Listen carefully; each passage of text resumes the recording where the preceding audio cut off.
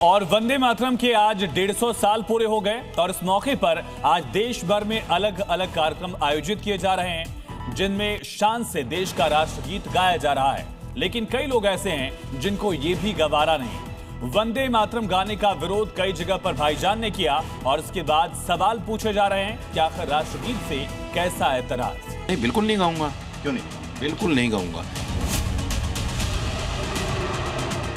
वंदे मातरम ये एक शब्द मां भारती की साधना है। जो भी शरीयत को मानता है वो नहीं पढ़ सकते। लेकिन भारत के इस राष्ट्रगीत से कुछ भाईजान परेशान हैं। वंदे मातरम गाने में उनका मजहब खराब होता, धर्म विरोधी हो जाता। अक्सर हर मौके को धार्मिक रंग देने वाले कुछ मौलानाओं को नेताओं ने वंदे मातरम में भी धर्म और मजहब ढूंढ निकाला और 150वीं जयंती के मौके पर इसे गाने से इनकार कर दिया। वो मुसलमान उसको एक्सेप्ट कर ही नहीं सकता। क्यों नहीं एक्सेप्ट करेगा? आज नहीं कर सकता। नहीं तो मैं ये पूछूं कि मौलाना साजिद रशीदी गाएंगे कि नहीं गाएंगे? नहीं, बिल्कुल नहीं गाऊंगा। क्यों नहीं गाएंगे? बिल्कुल नहीं गाऊंगा। इसलिए नहीं गाऊंगा कि ये मेरी आस्था के खिलाफ है। वंदे मातरम का मतलब ये है कि हम माँ तुझे नमन करते हैं, शीश झुकाते हैं तेरे सामने। तो हम तो अल्लाह के सामने, अल्लाह के अलावा किसी के सामने झुकाते नहीं हैं। अगर आपने बीजेपी के इस मिशन के साथ आप खड़े हो गए तो आप इस्लाम के नहीं बचेंगे। दरअसल आज देश में वंदे मातरम के 150 साल पूरे होने पर बड़ा उत्सव मनाया जा रहा है, जो साल भर चलेगा। इसमें देश भर में कई कार्यक्रम आयोजित किए जाएंगे और इसी के लिए आज सुबह वंदे मातरम का सामूहिक आयोजन रखा गया था, जिसमें दिल्ली समेत देश के सभी राज्यों में एक साथ वंदे मातरम गाया गया। दिल्ली में तो आयोजन इतना बड़ा था कि इसमें पीएम मोदी खुद शामिल हुए। इस मौके पर डाक टिकट और सिक्का जारी किया गया। वंदे मातरम ये एक शब्द हमें इतिहास में ले जाता है। अब इसी वंदे मातरम को गाने को लेकर कई नेताओं ने भी विरोध कर डाला। हम इस देश के हर कानून का पालन करते हैं।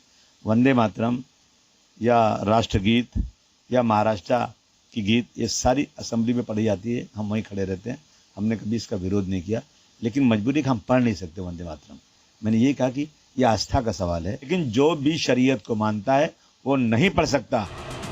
सवाल ये है कि अपने देश का राष्ट्रगीत गाने में कैसे परेशानी। वंदे मातरम भारत के स्वतंत्रता आंदोलन का एक ध्येय वाक्य है, आजादी का, क्रांति का मंत्र है और राष्ट्र गीत है। उसे गाने में क्या दिक्कत हो सकती है? वो राष्ट्र वंदना है। वंदे मातरम पढ़ने बोलने में कोई दिक्कत?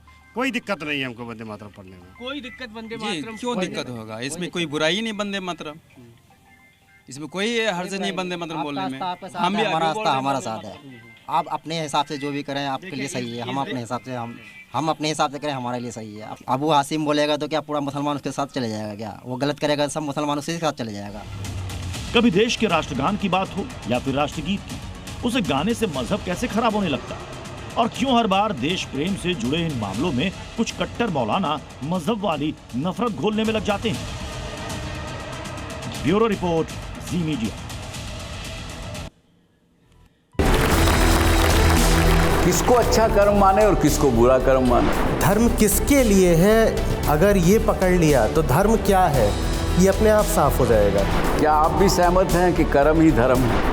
ये परंपराएं, ये रस्म व रिवाज, इनका धर्म से दूर दूर तक कोई लेना देना नहीं है। आचार्य जी, ये इतना अंतर्द्वंद क्यों?